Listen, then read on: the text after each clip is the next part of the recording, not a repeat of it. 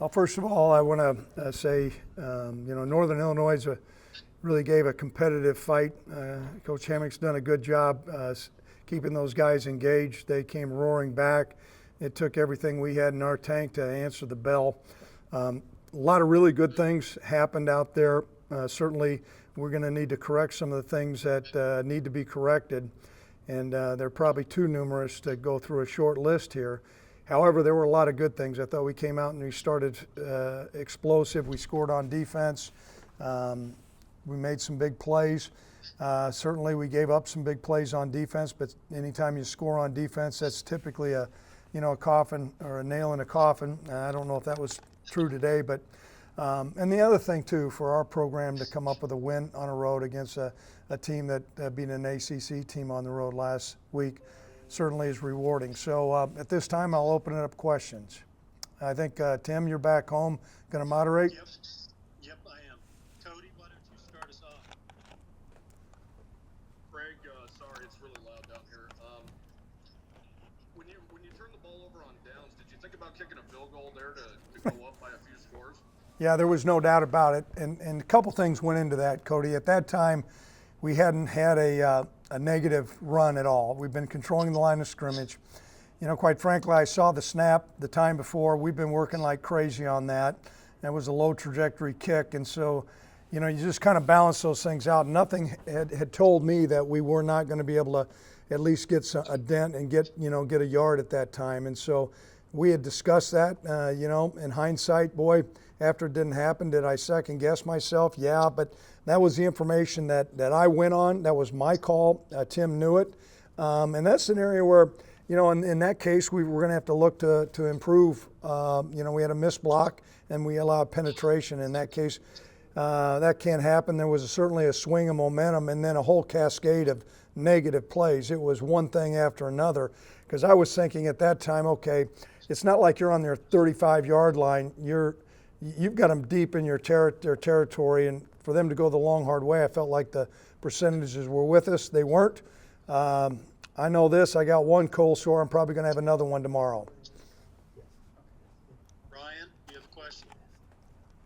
Craig, what can you say about Sean Chambers' ability to do another 2-minute drive, especially when you had lost the momentum to such a great degree, and just his running at the end of the game to get it done? I'm really happy for Sean. I think he's maturing as a quarterback. He's learning how to get us in and out of play. Certainly his legs are very effective, but so many of the other throws were good. Obviously the throw to Isaiah was a big-time throw there, and he's certainly the leader of our football team, guys rallying around him, and we'll need for him to play better, but he did make improvement from 1 to 2. Yeah, hey Coach. Went to Sean there on that naked bootleg a couple times late on the touchdown and third down conversion. Did you see something from the defense that made you think that y'all might be able to exploit that? Well, it's always one of the things you do on defense. If you're going to stop a couple things on an inside run, you're going to weaken yourself on the perimeter, and a quarterback is an X factor. If you dial up an outside pressure, that can stop a quarterback bootleg, but then you're going to weaken yourself on the run. And as I was saying earlier, we had done a good job denting that line of scrimmage. I did not call those nakeds. Those were Tim's calls, and he dialed them up at the perfect time. Tracy, question for you.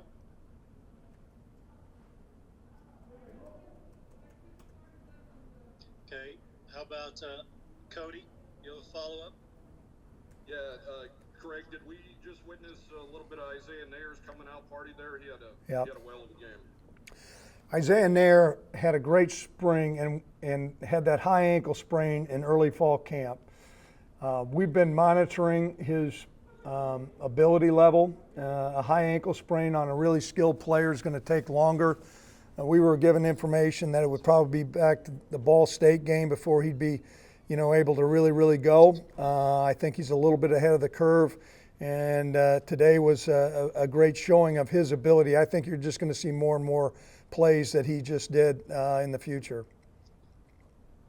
Ryan? Craig, was the thinking on that 4th and 1 at the 10 kind of because the offensive line for most of the day did respond to your challenge this week? Yeah, we were just looking at a lot of things. I think I addressed some of it. We had done a good job with denting the line of scrimmage. I looked at where we were at on the field. I looked at the point total. We had been playing fairly good defense. And quite frankly, I was a little bit concerned about our snapping. I saw a little bit of an errant snap the time before. And so going into it, I had given Tim the green light saying, okay, 4th and 1, think of a call. We thought of a call. We had a missed block. I gnashed my teeth. I think I bit my tongue. And such is life. I'm glad we won. Greg, I know that the players are all different. Their coaching staff is different. But what is it about this series? And is this as thrilling as that 2016 game in some ways? Well, I think you've got two really good established programs from different conferences, great deal of respect. There's a lot of guys that we recruit. We have a lot of guys from Illinois and different places in Minnesota and Nebraska that there's crossover in recruiting. And so it's good to go 2-0 against these guys because it starts to establish ourselves and being able to come in here and recruit. But more so just to come up with a win against a really quality opponent is special. Josh, any other questions for you? Yeah, Coach, you talked about getting the traditional tailback run game going this week. That definitely happened in the first half. What was the biggest thing you were impressed from in that regard? Well, I thought we were really able to create some seams, and the running backs ran hard. You cannot take that away. There's a couple times that they drug guys for like 5 extra yards, but our offensive line came up off the ball and created some holes. Our backs found those holes, and that was a real big impact. And Tim did a great job dovetailing the passing game with those runs. That's hard on defensive guys. So then you can get into a certain coverage where you're going to stop the run, and that's going to open up some things on some deep balls. And that's certainly what you saw. And Sean did a great job. Offensive line protected. Sean did a great job picking those guys up. So that tailback run game is so critical for us. Any other questions for Coach? I think Cody's got one. Go ahead, Cody. Greg, what's your concern level for the way, the Huskies kind of got their running game going in the second half there, and defense kind of gave up some explosive plays? We're not used to seeing running backs get 100-yard days, especially back-to-back like this.